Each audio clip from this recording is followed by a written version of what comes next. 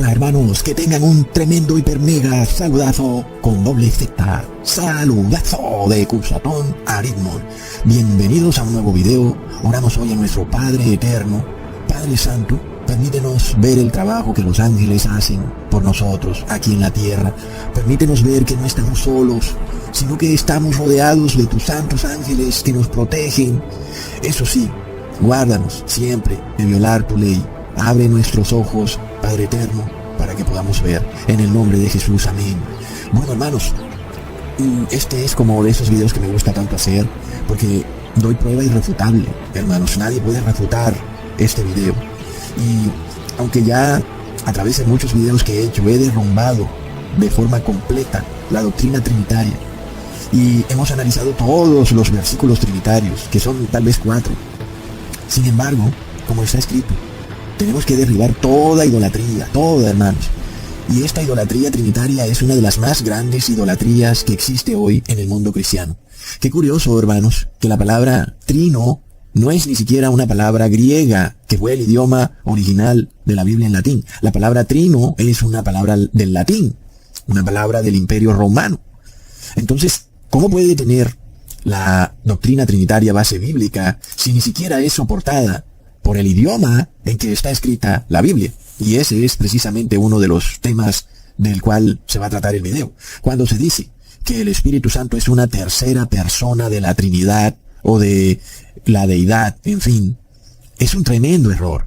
Y en esta idolatría están metidos desde los adventistas, pasando por evangélicos y obviamente llegando a Babilonia, a la gran ramera del Apocalipsis, a la Iglesia Católica.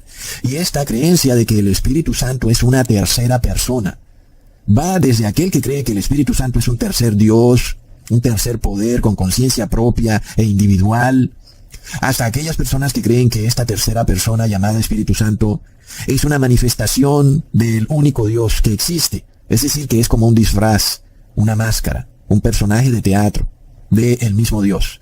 En todo caso, ambos conceptos están totalmente equivocados, no son bíblicos, y de hecho, en la Biblia no encontramos por ninguna parte la frase, abro comillas, el Espíritu Santo es una tercera persona, cierro comillas. Sin embargo, como a los apóstatas les cuesta tanto trabajo entender algo que es tan simple y necesitan 1001 pruebas de que sus creencias son falsas, pues nosotros les vamos a dar 1001 pruebas, hermanos. A ver, para que no tengan excusa el día del juicio. Y vamos a probar en este video que el Espíritu Santo no puede jamás ser llamado una tercera persona, ni es una tercera persona. Es un concepto totalmente antibíblico, no aparece en la Biblia. Es algo inventado por el ser humano. Y para empezar, recordemos lo que significa la palabra persona. Es decir, vamos a la etimología, no vamos a mirar simplemente el diccionario. Vamos a el origen de esta palabra. ¿Qué es lo que significaba en sus orígenes? Inicialmente, como ya les he dicho, es una palabra que también viene del latín. La palabra persona no hace parte del idioma griego, es una palabra exclusiva del idioma latín. Como sabemos, la Biblia no fue escrita en latín, aunque la Iglesia Católica quiso bloquear todas las Biblias escritas en el idioma original y dejar que solo fuera posible acceder a su Biblia escrita en latín. La realidad es que la Biblia no fue escrita en latín, fue escrita en griego, y eso nos tiene que decir mucho, hermanos. El hecho es que precisamente la palabra persona no es una palabra que se encuentre en el idioma griego original con el que fue escrita la Biblia. No aparece por ningún lado. Es decir, hermanos, que nosotros, si vamos a pensar que en nuestras Biblias encontramos la palabra persona, podemos buscar un versículo donde se hable de persona y aparezca esta palabra persona, tenemos que entender que esa palabra no es bíblica. Y eso nos tiene que decir muchas cosas. Por supuesto, el video va a ser un poco extenso para que podamos entender el por qué, aunque esa palabra no es bíblica, en algunos casos nosotros podemos acomodarla y entenderla, aunque se hable de persona, pero no es una palabra bíblica. Y es que es una palabra que nos lleva a confusión, que nos lleva a un terrible error. Y este es el error, que se ha introducido una doctrina que tampoco aparece en la Biblia, en donde Dios es uno, pero se manifiesta en 3 personas. Plop. Y luego, es que ni siquiera la palabra persona hace parte del idioma original con el que fue escrito la Biblia. Por supuesto que de todas formas, como les digo, vamos a encontrar en nuestras Biblias la palabra persona. Pero de nuevo, dicha palabra no se encuentra en el idioma original. Es decir, ya de plano, es como muy ilógico declarar que el Espíritu Santo es una tercera persona, si ni siquiera esa palabra está en la Biblia. Y parece muy evidente el por qué la palabra persona no está en el idioma griego original en que se redactó la Biblia, y es porque la palabra persona significa en su etimología original una máscara, un personaje ficticio. Es decir, de acuerdo a la definición de la Trinidad, en donde se declara que Dios es uno, es un solo ser único, pero que se manifiesta en tres personas, que serían Padre, Hijo y Espíritu Santo, entendemos el por qué es tan erróneo el uso de esta palabra, porque básicamente nos lleva a pensar que en efecto Dios se disfraza a veces como Padre, otras veces como Hijo y otras veces como Espíritu Santo. Es decir, que usa máscaras, usa personajes ficticios para presentarse ante nosotros, aunque Él no es ni Padre, ni Hijo, ni Espíritu Santo. Y es que básicamente eso es lo que nos trata de enseñar la Trinidad. Es decir, la doctrina trinitaria encaja perfectamente con la etimología de la palabra persona, que significa personaje ficticio, máscara teatral. Eso es de lo que trata de enseñarnos la Trinidad. Básicamente que hay un único Dios, pero que ese Dios no es ni Padre, ni Hijo, ni Espíritu Santo, sino que se disfraza o se pone una máscara, una representación teatral con la que se presenta ante los hombres en cualquier momento u ocasión, según la conveniencia. Cuando le conviene ser padre, se presenta como padre, y cuando le conviene ser hijo, se presenta como hijo. Pero al final son personajes ficticios porque sigue siendo solamente un único Dios. Es de locos, hermanos.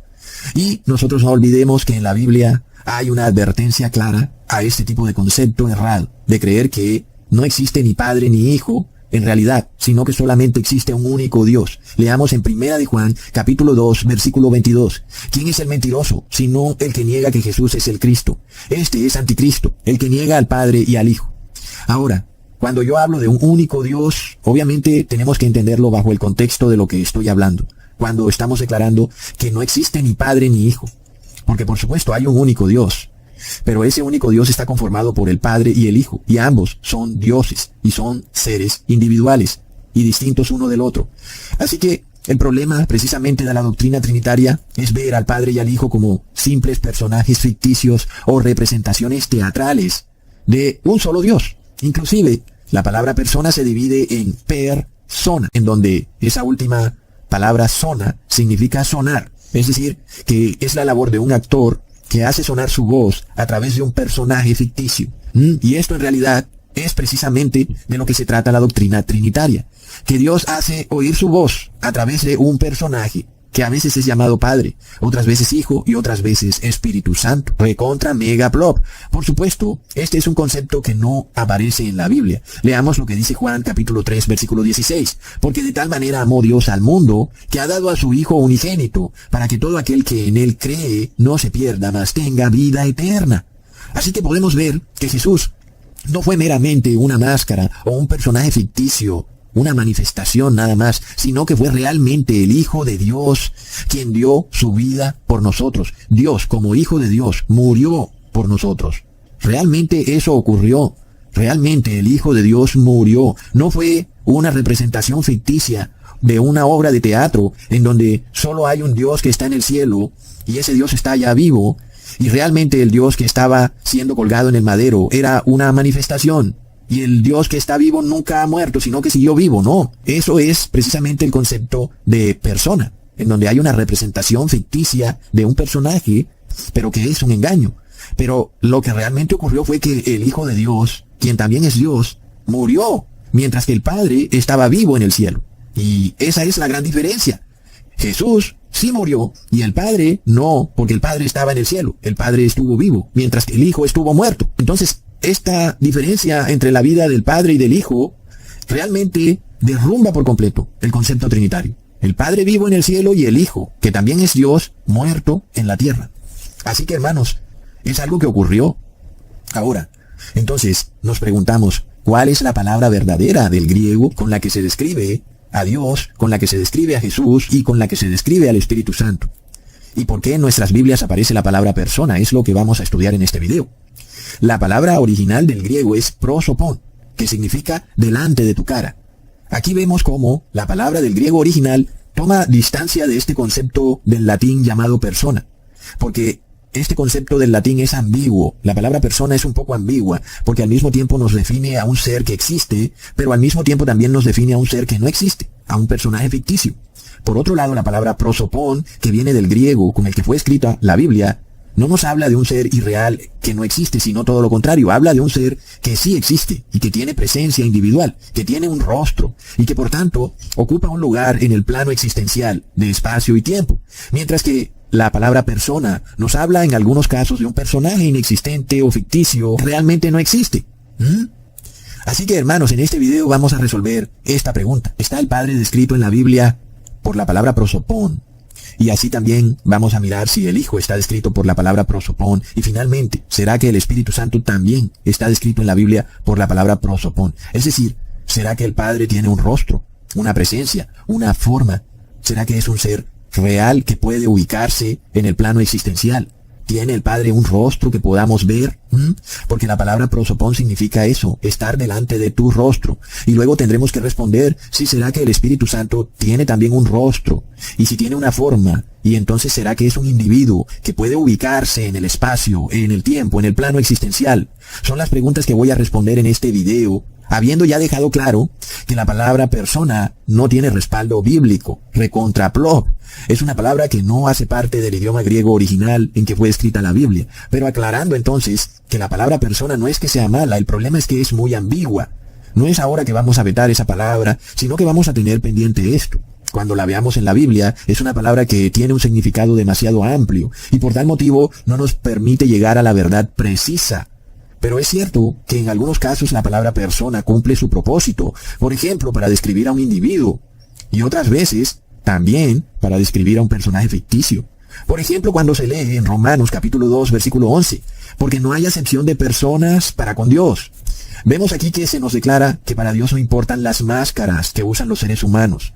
Los seres humanos somos dados a ponernos disfraces, personajes que nosotros mismos inventamos. Un ejemplo obvio y que es global es un personaje llamado Papa de Roma. Es un invento del mundo, un individuo, un ser humano que de repente se pone este disfraz, se viste de blanco, se pone su gorrito blanco y usa ese disfraz, usa este personaje teatral creado por los seres humanos para diferenciarse de los otros seres humanos y para exaltarse de alguna manera, pero que al final, cuando el Papa se va a dormir, se tiene que quitar ese personaje ficticio, su disfraz, su máscara, y termina siendo a la final un ser humano como todos nosotros. Entonces, en este contexto, vemos que la palabra persona sí cumple su propósito, y que por tanto no la podemos satanizar tampoco. Aunque para mi concepto, esta frase, Dios no hace acepción de personas, es como difícil de entender, razón por la cual la mayoría de cristianos hacen acepción de personas, porque no entienden la frase. Y se trata de que es una frase que no viene del idioma griego original, porque ni siquiera la palabra persona es bíblica. Pero de alguna manera se puede entender que Dios no tiene respeto por los disfraces que usan los seres humanos. No porque tú seas presidente ahora vas a tener mayor distinción con Dios. Y el problema es que la mayoría de cristianos no entienden eso y tienden a pensar que nada más porque alguien es presidente, entonces esa persona tiene como que de alguna forma una relación especial distinta a la que pueden tener otros seres humanos con Dios. Sin embargo, eso no es lo que nos dice la palabra. Antes, por el contrario, Dios dice que no hace acepción de personas, que a Él no le importan los disfraces que usan los seres humanos. Seas tú presidente, cura, pastor, senador, a Él no le importa nada de eso. Él ve al ser humano. Sin embargo, como les he dicho, la palabra persona no es bíblica. Entonces, si miramos el lenguaje griego original, este versículo debería leerse: no hay favoritismos para con Dios, como lo vemos en la palabra fuerte G4382 del griego prosopolepsia, que viene de la palabra prosopón, que significa favoritismo, que fue traducido luego como acepción, que es una palabra un poco difícil de entender. Y luego también se agregó la palabra personas, porque ni siquiera esa palabra aparece ahí como que tenga relación con una palabra en el griego. Es que es una palabra agregada, no es una palabra que viene de una traducción de una palabra al griego, sino que es una palabra que se agrega para que podamos entender el versículo. Porque debería decir Dios no hace acepción. Pero como es todavía difícil de entender aún mucho más, entonces dice Dios no hace acepción de personas. Pero con todo y eso es difícil de entender. Entonces, no se trata tampoco de demonizar la palabra persona, porque al final si buscamos en un diccionario qué es acepción, empezamos como a entender el significado del versículo. Pero por ejemplo, en este caso, en Romanos capítulo 2, versículo 11, vemos que se cumple el propósito en la traducción, de darnos a entender que Dios no se fija en las máscaras que usan los seres humanos. No porque el Papa de Roma se vista de blanco y tenga un anillo de oro y su gorrito blanco y esté sentado allá en esa mansión multimillonaria, no por eso ya él tiene alguna relación especial para con Dios, como él mismo le hace creer al mundo haciéndose llamar vicario de Cristo, nada más porque es el presidente del Vaticano. Entonces él dice que él ya tiene una relación distinta y superior con Dios a la que pueden tener los otros seres humanos, lo cual es un concepto totalmente antibíblico. Es algo que antes, por el contrario, todos los apóstoles rechazaron tajantemente, y cada uno de ellos, inclusive también los que escribieron evangelios en la palabra, rechazan eso, de hacerse acepción de personas, de creerse superior a otros por el solo hecho de tener un disfraz, una máscara, en el sentido de que se visten de alguna manera especial, con vestiduras largas, para hacerle creer a las personas de que tienen un contacto especial con Dios. Entonces ya vemos cómo está la cosa. Es el mismo caso que ocurre, por ejemplo, con los médicos. Y entonces, cuando los vemos vestidos con su bata blanca, tenemos una imagen de ellos, pero luego ellos se quitan su bata blanca y son un ser humano como cualquier otro, sujetos a las pasiones humanas. No son semidioses. Cuidado, no se puede hablar del tema. Bueno, pero empezamos entonces a ver que la traducción más exacta debería ser: Dios no tiene favoritismos. Eso sería perfecto porque es tan fácil de entender.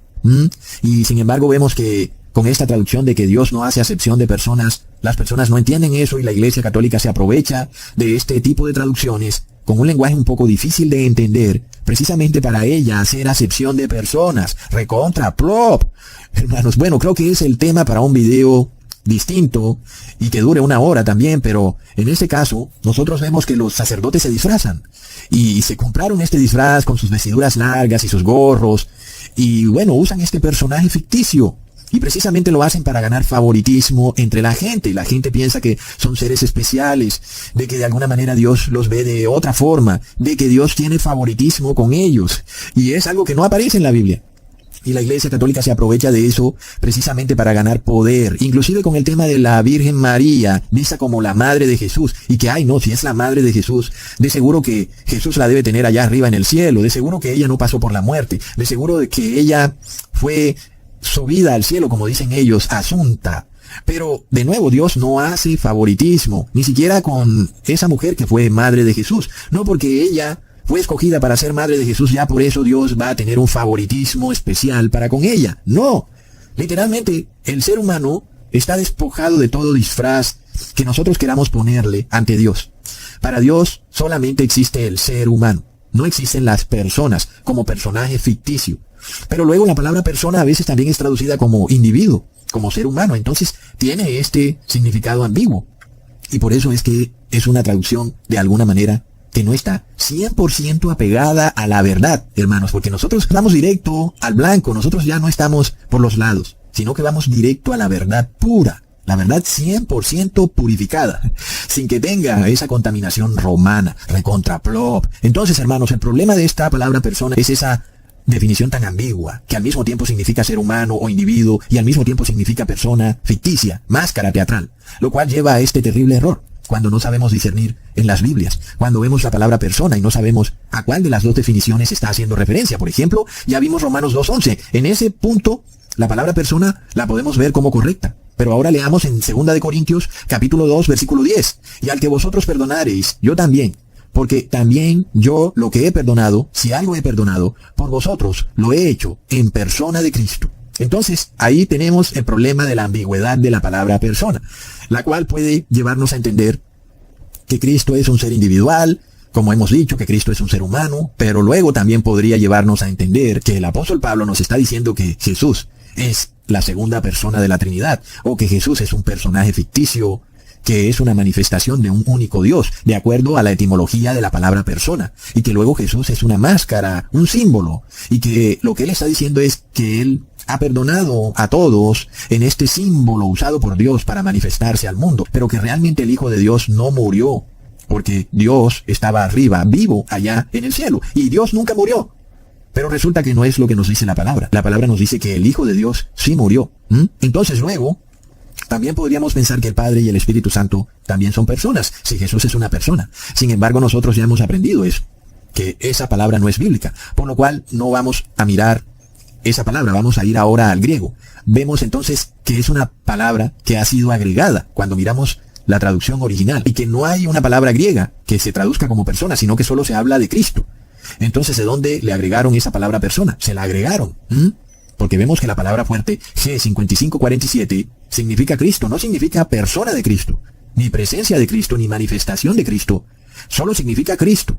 Sin embargo, la mayoría de traducciones tienen persona o presencia de Cristo. Pero la traducción correcta es que Él ha perdonado en Cristo, punto. Eso es lo correcto.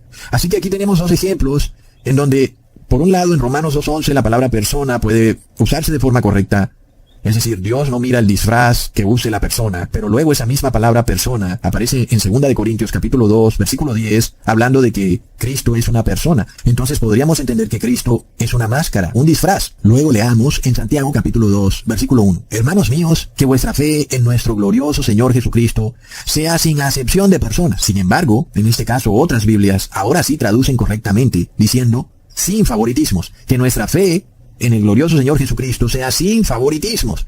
Es decir, que no podemos, nada más porque este señor vestido de blanco con gorrito blanco va caminando por la calle, no podemos ahora saludarlo contentos, mientras que otra persona, que también es cristiano, va por ahí caminando por la calle y ni lo volteamos a mirar. Hacemos favoritismo.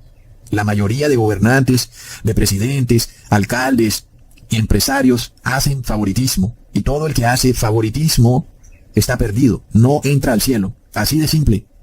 Y es la verdad, es un mandato, no tener favoritismo. Por otro lado, la palabra persona también puede llevarnos a una confusión, debido a que nos priva de obtener un conocimiento superior de la Biblia. En este caso, por ejemplo, cuando leemos en Hechos, capítulo 2, versículo 41, así que los que recibieron su palabra fueron bautizados, y se añadieron aquel día como 3,000 personas. Y nosotros entendemos en nuestro idioma español perfectamente que se añadieron 3,000 individuos, 3,000 seres humanos. Pero ya sabemos que la palabra persona no es bíblica, no viene del griego original. Entonces, nosotros tenemos que ver qué es la palabra que realmente viene del griego original, la cual viene del griego psique, que significa almas. Es decir, que la traducción correcta sería que se añadieron aquel día como 3,000 almas. Y esto nos lleva a entender que el alma no es un ser etéreo, intangible, como un fantasma, sino que es un ser humano. Y que el alma es todo lo que comprende al ser humano, no solo su concepción física, sino también su concepción espiritual. De esta forma, cuando vemos esta traducción, queda colapsada esa doctrina espiritista de las iglesias masónicas que dividen al ser humano en dos dimensiones, como si el ser humano fuera dos seres al mismo tiempo, una su dimensión corporal y otra su dimensión espiritual, y que cuando muere el cuerpo, la otra dimensión espiritual sigue viva. Pero no es así. El alma del ser humano hace referencia no solo al espíritu, sino también al cuerpo, a toda la dimensión del ser humano. Por otro lado, el concepto persona lleva también al ser humano a comportarse de forma distinta, de acuerdo a las situaciones, porque esa es la definición intrínseca de persona. Y básicamente, los seres humanos son llevados a comportarse en público de una manera y a comportarse en privado de otra manera. A comportarse en el trabajo de una manera y a comportarse en la casa de otra manera. Y así hay individuos que son una persona distinta según la situación y piensan que Dios ve eso como normal, que eso está bien. Y esto llega al punto en que las personas o los individuos actúan mal en ciertas situaciones y luego actúan bien en otras situaciones. Y piensan que Dios va a sumar y que va a tomar todas las buenas acciones y se las va a restar a las malas acciones. Y si la resta dio que hay más buenas acciones que malas acciones, entonces Dios va a salvar a ese individuo. Porque el individuo es llevado a creer que puede tener distintas personas y que eso es aceptable para con Dios. Leamos en Romanos capítulo 2 versículo 9. Tribulación y angustia sobre toda persona humana que obra lo malo, el judío primeramente y también el griego. Entonces ahí vemos un error, en donde se condena a tribulación a aquellas formas de actuar que son malas. Pero luego muchos cristianos entonces piensan, ok, entonces tengo una persona que actúa mal, pero puedo tener otra persona que actúa bien. Y de esa forma Dios me va a salvar. Porque es normal que el ser humano tenga varias personas. Soy de una forma en el trabajo y actúo de otra manera en mi casa. Soy de una forma en la iglesia y actúo de otra forma en la calle. Y este es el problema de la palabra persona, porque lleva esa connotación ambigua ve que puedes usar personajes ficticios o máscaras. Y precisamente de ahí se deriva la palabra personalidad. Y el ser humano es llevado a creer que puede tener una personalidad mala en ciertas ocasiones y una personalidad buena en otras. Por ejemplo, los gobernantes hacen esto. Ellos ponen una máscara cuando están gobernando y ponen otra máscara en privado. Sin embargo, si miramos la traducción correcta de este versículo, nos dice que Dios está mirando es el alma humana. Y el alma que actúe mal, pues sobre esa alma recaerá la tribulación. Es decir, que el ser humano no podrá decir ante Dios que ha hecho obras buenas cuando actuó bien y que esas obras buenas anularán sus obras malas cuando actuó como persona mala.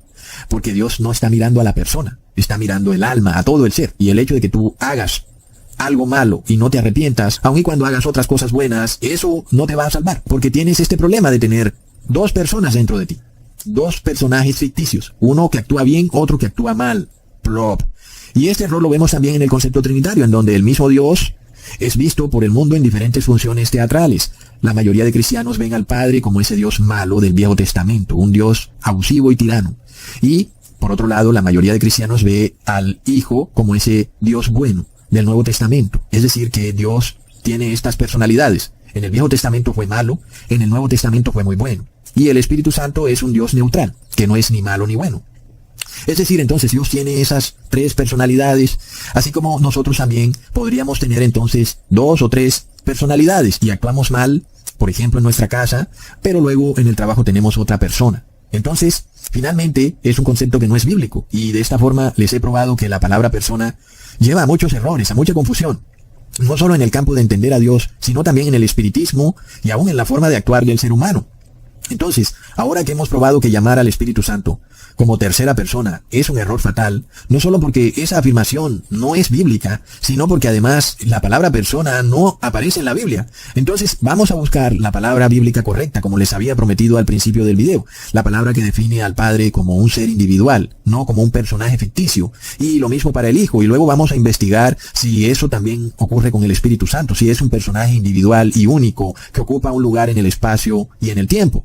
Y la palabra correcta para mencionar la presencia del Padre en el griego original es prosopon, que algunas Biblias traducen como persona o faz, pero que realmente significa rostro, dándonos a entender que el Padre es un ser único e individual que sí tiene un rostro. Y luego, entonces, vamos a ver si el Espíritu Santo también tiene un rostro que se pueda ver, porque si el Espíritu Santo tiene un rostro, entonces podríamos decir que es una persona o un ser único e individual, como lo dicen hoy en día, que el Espíritu Santo es una tercera persona. Pero si no tiene rostro, entonces quedaría plenamente refutado que no podemos llamar al Espíritu Santo una tercera persona. Así que de nuevo miremos el problema de tomar esta palabra griega prosopon y traducirla de otra forma. Leamos en Mateo capítulo 22 versículo 16. Y envían a él los discípulos de ellos con los herodianos diciendo: Maestro, sabemos que eres amador de la verdad y que enseñas con verdad el camino de Dios y que no te curas de nadie, porque no tienes acepción de persona, de hombres. En este caso, vemos que la palabra persona viene del griego prosopon, aunque ya en otros versículos les había mostrado que muchas veces es una palabra agregada, que ni siquiera tiene una palabra griega que la sustente. En este caso han tomado la palabra prosopon y la han traducido como persona. Sin embargo, la palabra prosopon significa rostro, presencia, aspecto o apariencia de un individuo, aunque en este caso ya hemos visto que hacer acepción de personas es algo que lo podemos entender. El problema es que la palabra persona tiene un significado muy amplio. Pero la palabra prosopon es algo que nos identifica a un ser individual que tiene un rostro. Por tal motivo, no se habla de un personaje ficticio que se comporta de cierta manera y que piensa que por ser superior en la sociedad o por tener un cargo especial en la sociedad, entonces ya por eso esa persona tiene alguna comunicación especial con Dios, ¿ok? Entonces, siendo así las cosas, veamos de forma verídica e irrefutable que el Padre no es una persona. No es un personaje ficticio, una máscara, sino que el Padre tiene un rostro que lo identifica. Leamos en Mateo capítulo 18, versículo 10. Mirad que no menospreciéis a uno de estos pequeños, porque os digo que sus ángeles en los cielos ven siempre el rostro de mi Padre que está en los cielos. Entonces, hermanos, ya sabemos que la palabra rostro viene correctamente traducida del griego prosopon, que en el anterior versículo les mostré que fue mal traducida a persona. Tomaron la palabra prosopon y la tradujeron como persona. Aquí, en este caso, está bien traducida. La han traducido como rostro. Y eso nos da un conocimiento muy preciso, porque entendemos, sin lugar a dudas, que el Padre es un individuo único, porque tiene un rostro, ¿ok? Y por tanto, ese rostro no puede ser visto como una máscara, como nos da a entender la palabra persona, sino que es en sí un rostro real, y que es un rostro que los ángeles del cielo ven todos los días. Y entonces eso también nos lleva a entender que el Padre tiene una presencia específica. Es decir, el Padre puede ser encontrado en un lugar en el plano existencial. Como Dios lo dijo, el Padre está arriba, está en el cielo. Entonces, esta palabra o este versículo nos muestra que los ángeles ven y contemplan al Padre, lo pueden ver, ven su rostro. Y entonces no es un personaje ficticio, no es una manifestación, no es una máscara nada más, sino que es un ser real, que es único y que no es una manifestación. De esta forma queda probado de manera irrefutable que el Padre no es la primera persona de la Trinidad, sino que es el Padre, que es real, que existe, que tiene un rostro y que los ángeles lo ven. De esto nos da la palabra testimonio cuando leemos en Santiago, capítulo 1, versículo 23 al 24. Porque si alguno es oidor de la palabra, pero no hacedor de ella, este es semejante al hombre que considera en un espejo su rostro natural. Porque él se considera a sí mismo y se va, y luego olvida cómo era. Entonces, hermanos, cuando miramos nuestro rostro en un espejo, tenemos la oportunidad de saber cómo somos. Nos vemos como individuos únicos e irrepetibles. Sin embargo, la gran tragedia para quienes no guardan la ley de Dios es que llegará el día en que dejarás de ser, dejarás de existir, nunca más verás tu rostro. Esto nos confirma entonces que el rostro es algo real, que el Padre es un ser real, único e irrepetible, que puede ser visto, que puede ser contemplado. Y, aunque los seres humanos no lo han visto, los ángeles del cielo sí lo han visto. Así que ahora vamos a mirar si Jesús también tiene un rostro único e irrepetible. No solo en su forma humana, que sabemos que los judíos vieron a Jesús, los fariseos, en fin. No necesitamos probar mucho de eso, como está escrito en Isaías capítulo 53, versículo 2. Subirá cual renuevo delante de él y como raíz de tierra seca. No hay parecer en él, ni hermosura. Le veremos, mas sin atractivo, para que le deseemos. Así que el profeta nos confirma que el Hijo de Dios se convertiría en un ser humano y que las personas verían su rostro, pero que su rostro no sería atractivo ni tendría nada de especial, sino que sería como cualquier persona. Luego vienen las calumnias del cristianismo masónico, el cual declara que ese Jesús humano no es más que una manifestación del Dios que está en el cielo. Y por tanto, el Jesús humano sería realmente una persona ficticia, una máscara teatral. Y finalmente el Hijo de Dios no murió porque ese mismo Dios estaba vivo allá arriba en el cielo. Entonces tenemos que probar que Jesús también tiene un rostro espiritual y que por tanto, si tiene un rostro espiritual, eso también le da una individualidad única como ser divino y no ya, como lo calumnian, de ser un personaje ficticio. Leamos en Mateo capítulo 17 versículo 2. Y se transfiguró delante de ellos y resplandeció su rostro, su prosopón, como el sol, y sus vestidos se hicieron blancos como la luz.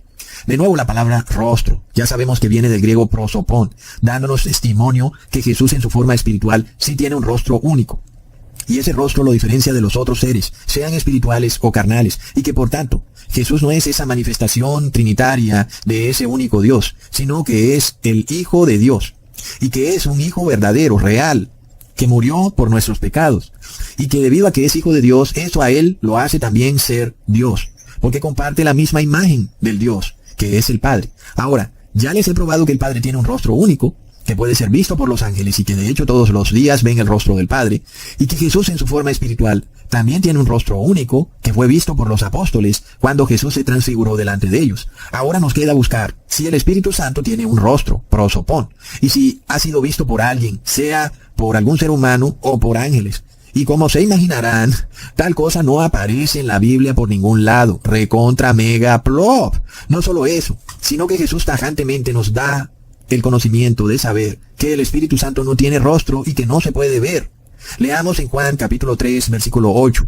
El viento, que significa también el Espíritu, sopla de donde quiere y oye su sonido, mas ni sabes de dónde viene ni a dónde va. Así es todo aquel que es nacido del Espíritu.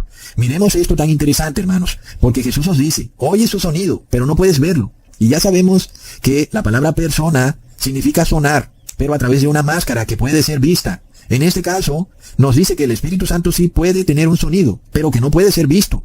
Aquí vemos entonces, por otro lado, que la palabra viento en griego es la misma palabra que significa espíritu. Es decir, nadie lo puede ver, nadie puede encontrarlo en un lugar específico, porque no es un ser único e individual. Aquellos que son nacidos del Espíritu Santo dan testimonio, que no se dan cuenta cuando empezaron ese proceso de nacer de nuevo, que no se dieron cuenta cuando empezaron a buscar la verdad y que el Espíritu Santo fue el que los fue guiando a encontrar la verdad, porque ellos andaban perdidos en el bosque de los pastores apóstatas.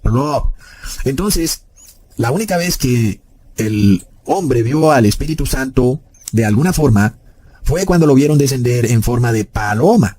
Es decir, no hay rostro. El Padre tiene rostro, el Hijo tiene rostro, pero el Espíritu Santo es representado a los hombres como una paloma. Me parece que eso dice mucho, ¿verdad? Ahora, para entender este tema, debemos ver al Padre como un ser que tiene forma individual, tiene un rostro que ocupa un lugar en el plano existencial. El Padre está arriba en el cielo, pero además, el Padre también puede verlo y oírlo todo. El Padre está en todas partes. Él tiene ese don llamado omnipresencia.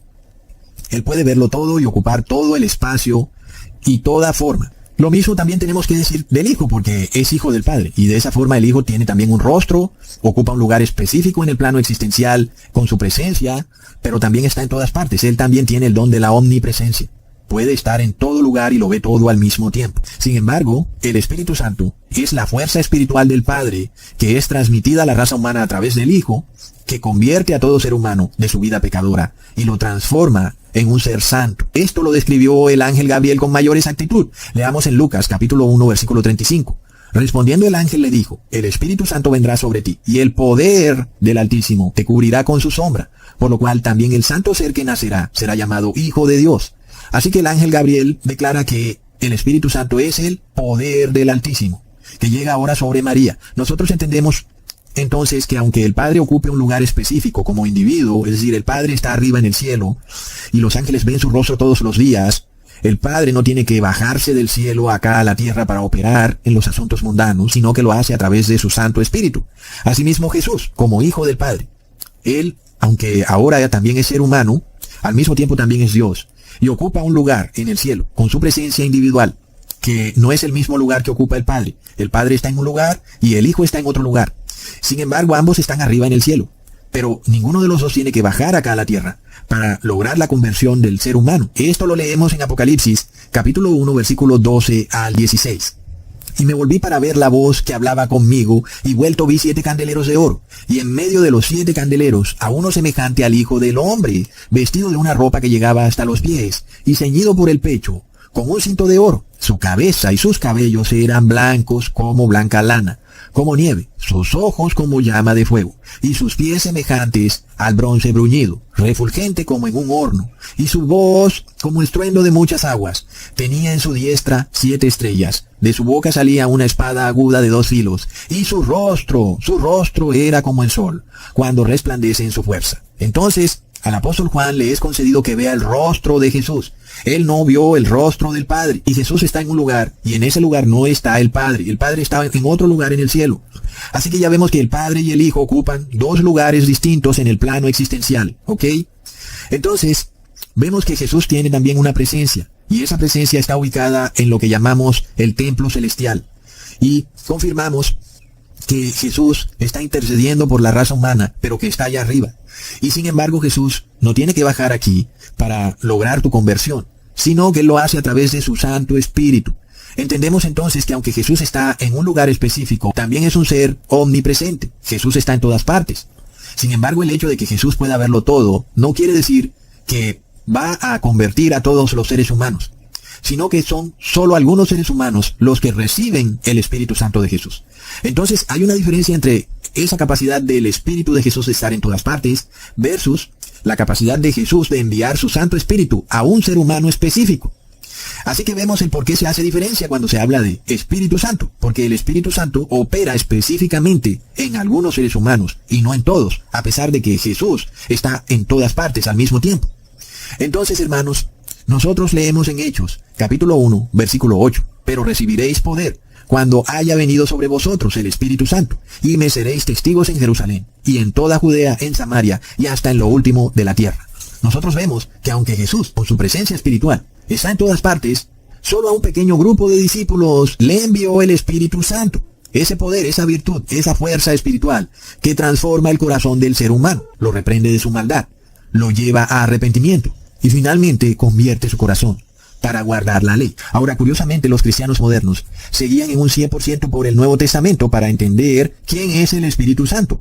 Pero hasta ahora, Hemos analizado todo el Nuevo Testamento y no hemos encontrado que el Espíritu Santo sea un ser que tenga un rostro, una presencia individual, que ocupe un lugar físico en el plano existencial, sino que hemos encontrado que el Espíritu Santo es esa fuerza espiritual de Dios, una fuerza virtuosa que transforma al ser humano. También sabemos que es un regalo que Dios da, pero por ningún lado en el Nuevo Testamento vemos que sea un ser que tenga rostro, que tenga identidad propia. Sin embargo, curiosamente, es el Viejo Testamento el que nos da muchas luces de quién es el Espíritu Santo. Leamos en Nehemías, capítulo 9, versículo 20. Y enviaste tu buen espíritu para enseñarles, y no retiraste tu maná de su boca, y agua les diste para su sed. En este versículo vemos confirmado todo lo que hemos aprendido y estudiado en este video. Y luego leamos en Joel, capítulo 2, versículo 28 al 29. Después de esto, derramaré mi espíritu sobre toda carne, y profetizarán vuestros hijos y vuestras hijas, vuestros ancianos soñarán sueños, y vuestros jóvenes verán visiones. Entonces, entendemos estas dimensiones que tienen el Padre y el Hijo por ser Dios, y eso es algo que le cuesta trabajo entender al ser humano.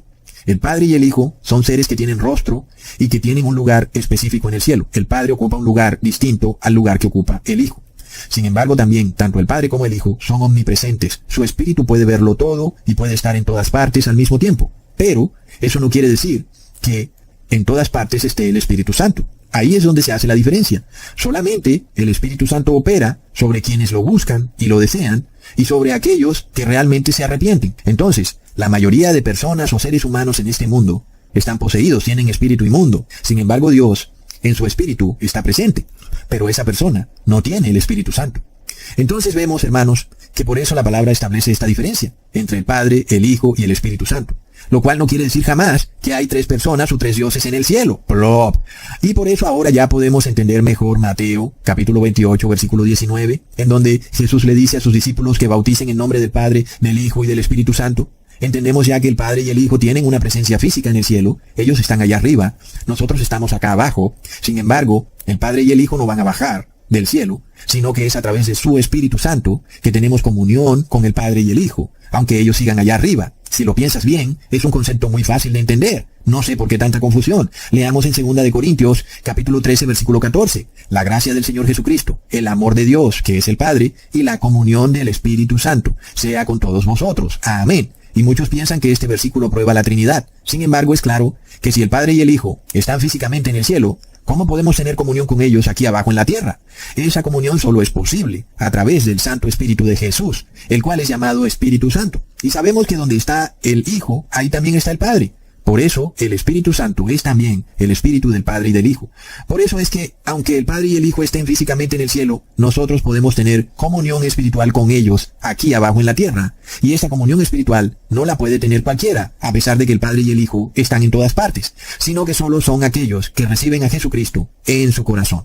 Asimismo, entendamos esto. Una cosa es recibir el Espíritu de Cristo y otra es recibir a Cristo en su segunda venida.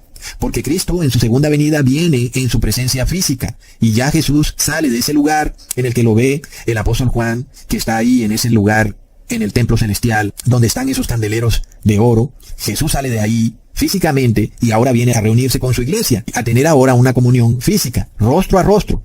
Sin embargo, hermanos, esa es la diferencia, porque nosotros actualmente tenemos una comunión con Jesús de forma espiritual, de manera que Él puede ayudarnos a pasar de la maldad a la santidad. Pero de la segunda manera, nosotros ya tendremos que haber estado convertidos y que ser ya igual que los ángeles del cielo. Y solo de esa manera podremos ver el rostro de Jesús, como Él nos los dijo. Los ángeles del cielo ven el rostro del Padre. Y de la única manera que nosotros podamos ver el rostro de Jesús es ser como ángeles del cielo. Aquí ahora, mientras tanto, nosotros recibimos a Jesús en espíritu y no nos pasa nada.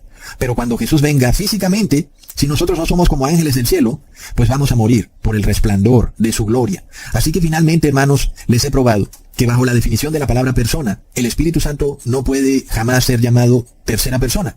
Primero, porque no es un ser individual, no ocupa una presencia en algún lugar del plano existencial, sea en la tierra o sea en el cielo. No ocupa un lugar físico determinado, como sí lo hacen el Padre y el Hijo. Así que el Espíritu Santo no tiene una individualidad, no es un ser único e irrepetible, que tenga un rostro que pueda ser contemplado por otros seres, sean espirituales o sean carnales. Al mismo tiempo, el Espíritu Santo tampoco es una máscara o un personaje ficticio que use Dios para manifestarse ante los hombres, porque esa máscara no ha sido vista ni mencionada por nadie en la palabra. ni por seres espirituales ni carnales. Y si vamos a ese tema en donde el Espíritu Santo fue visto descendiendo en forma de paloma, sabemos que todas las palomas son iguales y que de esa forma no hay manera de identificar al Espíritu Santo, porque las palomas todas son iguales. Entonces vemos que no es posible establecer una individualidad del Espíritu Santo como si fuera otro ser. Pero al Padre sí lo podemos individualizar porque tiene rostro, y eso lo hace único e irrepetible. Y asimismo el Hijo, Jesucristo, también tiene un rostro, y eso lo hace también único e irrepetible. Y por tanto, el Padre y el Hijo son dos seres que, aunque distintos uno del otro, están en perfecta unión espiritual. Y a esa unión espiritual entre el Padre y el Hijo, la palabra la ha llamado Espíritu Santo. Ahora, miremos este gran regalo hacia nosotros de parte de Dios, que nadie puede recibir a quien no conoce, porque si alguien toca tu puerta y tú no sabes quién es, pues tú no le abres. Pero si tú conoces quien toca a tu puerta, entonces tú le abres. Y Jesús dijo que tocaría a nuestra puerta en su dimensión espiritual, es decir, como Espíritu Santo. ¿Y qué pasa cuando tú estás esperando a una tercera persona de la Trinidad y resulta que quien está tocando a tu puerta es Jesús en su dimensión espiritual? Entonces obviamente no le vas a abrir, porque tienes esa confusión terrible, que es una idolatría fatal, que te separa totalmente de Jesús. Y esto es un testimonio para nosotros del amor de Dios hacia nosotros, cuando nos revela que el Espíritu Santo que recibimos es a Jesús mismo en su dimensión espiritual. Entonces, hermanos, leamos en Juan capítulo 14, versículo 23. Respondió Jesús y le dijo: el que me ama, mi palabra guardará, y mi palabra le amará, y vendremos a él, y haremos morada con él. Hermanos, pensemos en esto. Si a nosotros entonces nos ha sido dado el don de conocer correcta y fielmente quién es el Espíritu Santo, es apenas obvio y claro que para nosotros el don del Espíritu Santo está dado y está prometido. Porque, hermanos, recordemos, preparad un camino para el Señor. Hermanos, recordemos eso. Porque cuando un rey va a llegar a una casa, él primero manda a un mensajero diciéndole a los habitantes de esa casa: para acá viene el rey. Y esos habitantes de la casa entonces ya saben quién es ese que los va a visitar, para que le abran la puerta rápidamente. Asimismo entonces, nosotros conocemos quién es el que nos viene a visitar, y que no es una tercera persona de la Trinidad, ni un personaje ficticio, ni una manifestación de un Dios único, sino que es el Hijo de Dios en su dimensión espiritual, en su poder restaurador, que viene a redimirnos, viene a consolarnos de la desgracia del pecado, hermanos. Entonces, Dios ha hecho su parte en revelarles a ustedes esta verdad. Ahora les corresponde a ustedes, hermanos, prepararse para recibir el derramamiento final, que es esa visita esperada, la visita espiritual de nuestro Señor Jesús. Primero Él viene en su espíritu y luego Él viene en su dimensión física. Pero para cuando Él venga en su dimensión física, nosotros ya hemos tenido que estar convertidos a ser como ángeles del cielo, para que podamos ver su rostro. De otra forma, moriremos apenas veamos su rostro. Y por otro lado, hermanos, no olvidemos que la mayoría de personas del mundo no querrán ver su rostro y querrán esconderse. Ya cuando tendrán que ver el rostro físico de Jesús, saldrán a esconderse en las cavernas y en las cuevas. Plop. Y ya sabemos que esas cavernas y cuevas simbolizan a gobernantes. Es de locos, hermanos, lo que viene. Serán las mismas personas las que le pedirán a los gobernantes que pasen leyes para que los protejan de la segunda venida de Jesús. Y ya eso lo estamos viendo a partir del 2020. Plop. Así que apercibámonos para estar a la altura del acontecimiento. Como cuando un presidente va a visitar tu casa y tú entonces la remodelas, la limpias, la brillas los pisos para que esté a la altura de esa visita. Y asimismo entonces, primero viene un mensajero a decirte: mira, va a venir el Señor Jesús, el Rey, en su segunda venida. Y ese mensajero te dice: bueno, para que tú estés preparado, para que te conviertas. Primero, ojo, porque viene primero en su dimensión espiritual como Espíritu Santo, Jesús mismo, pero en su dimensión espiritual, no refiriéndose a ese poder de omnipresencia de Jesús, porque alguien dirá: claro, yo sé que Jesús está en todas partes. No, porque esta fuerza espiritual, esa visita de Jesús en su dimensión espiritual, tiene un poder transformador que te convierte de maldad a ser ángel del cielo, a ser una persona buena. Y luego entonces puedes ver a Jesús en su rostro físico, contemplarlo, así como los ángeles contemplan al Padre, porque Jesús es la imagen del Padre. Entonces también necesitas que seas convertido para poder contemplar a Jesús, y luego contemplarás al Padre. Entonces, hermanos, ya vemos cómo Dios nos llama, nos ha elegido para que estemos a la altura de esta gran visita del Rey de Reyes, hermanos. Y ya sabemos lo que les va a ocurrir. A los que no quieran contemplar su rostro, van a salir huyendo. Es obvio que esos nunca recibieron la visita de Jesús en su dimensión espiritual, de Jesús como Espíritu Santo. Nunca la recibieron y por eso no pueden mirar su rostro. Es impresionante. porque esos son los trinitarios, los que pensaban que Jesús era una manifestación nada más, y que no era realmente el Hijo de Dios, sino que era simplemente una máscara, un personaje ficticio. Bueno, ¿qué dirán cuando lo vean venir montado en ese caballo blanco? ¿Qué dirán? Ay, sí, mira, ahí viene la segunda persona de la Trinidad. Plop. Porque verán su rostro y verán que es un ser real, que ocupa un lugar, una presencia. Entonces, hermanos, claro, saldrán huyendo, saldrán corriendo todos los que son trinitarios, los que dicen que hay 3 poderes en el cielo, y los que dicen que el Espíritu Santo es un tercer poder, una tercera fuerza. Plop. No, hermanos, es un desconocimiento total de quién es Dios y quién es el Hijo de Dios. Entonces, hermanos, demos gracias y démosle la gloria al Padre y al Hijo de este llamado que hemos recibido, y estemos a la altura de ese llamado. Y bueno, hermanos, antes de finalizar este video, quería hacerles esta advertencia, porque, bueno, ustedes saben cómo es este sistema que lleva milenios, un sistema religioso masónico que usa la religión para obtener riqueza y que tiene el poder de cambiar el lenguaje. Y de esa forma introducen esos dogmas que no tienen base bíblica. Nosotros lo vimos con la palabra estauros, la palabra del griego original con el que se describe el instrumento en el cual murió Jesús. El estauros, que es un madero, un poste o una estaca. Y es lo que está en la Biblia, lo podemos ver de diferentes maneras. Y de esa forma sabemos que Jesús no murió en una cruz, sino que murió en un poste de madera. Murió en un solo madero, no en 2 maderos atravesados, sino en uno solo, que era un poste. Sin embargo, hoy en día si vas a Google y digitas el significado de la palabra estauros, es posible que te salga que el significado es una cruz. Y eso se debe a que ellos cambiaron el lenguaje. Y inicialmente, cuando se escribió la Biblia en el griego koine, la palabra estauros significaba madero o poste. Hoy ellos han cambiado el lenguaje y la palabra estauros significa cruz. Así que esto es a veces un poco difícil de encontrar así a primera vista lo que yo les explico, y si a veces lo investigamos de rapidez podemos caer en una confusión, porque lo mismo ocurre con la palabra prosopón. De repente ponemos en Google prosopón y nos puede salir algún sitio web, inclusive a un Wikipedia, diciéndonos que significa máscara teatral. Y de esa forma establecen el vínculo entre prosopón y la palabra persona. Un vínculo que en este video hemos desligado totalmente. Persona no tiene nada que ver con prosopón. Y sin embargo, ellos han hecho este cambio en el lenguaje para introducir su fantasía trinitaria, y que hay un único Dios que se muestra a los hombres a través de 3 máscaras: la máscara del Padre, la máscara del Hijo y la máscara del Espíritu Santo, lo cual ya hemos visto por completo que no es bíblico. Y para nosotros dar una prueba irrefutable de que la palabra prosopón no significa máscara, como se nos quiere hacer creer hoy en día en algunos sitios web, simplemente miramos cómo se ha traducido mayormente la palabra prosopón en la Biblia, y vemos que la mayoría de las veces se ha traducido como rostro, o como cara, como presencia, como contorno, pero jamás se ha traducido como máscara. Entonces ahí tenemos un indicio clarísimo de que prosopón nunca significó máscara, sino que significó el rostro verídico de un ser. Entonces, hermanos, nosotros vemos que aunque se hace un intento por cambiar las palabras hoy en día por los poderes oligopólicos de las religiones masónicas, la Biblia sigue siendo este documento histórico que está de prueba para nosotros encontrar la verdad, el verdadero significado inclusive de las palabras. Y es que esto ha llegado a tal punto, hermanos, de que lo que nosotros tratamos de buscar en Google muchas veces está tergiversado.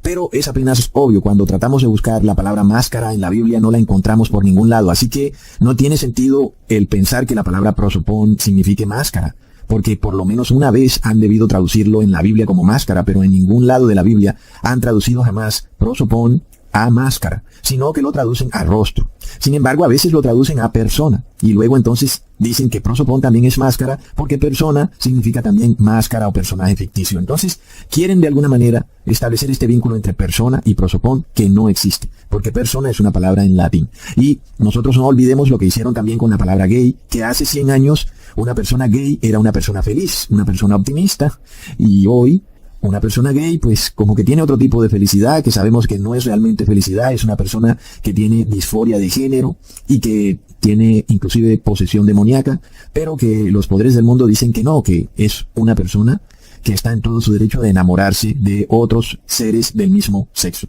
Entonces cambiaron la definición de la palabra gay. Antes significaba feliz, hoy significa homosexual. De locos. Así que sí pueden hacerlo. Tenemos muchas pruebas de que sí pueden cambiar el lenguaje. Así que si van a buscar a Google la palabra prosopón, es muy posible que en algunas partes les trate de llevar al engaño de mostrarles que signifique máscara o personaje teatral. Pero ya vemos que en la Biblia jamás se tradujo prosopón como máscara.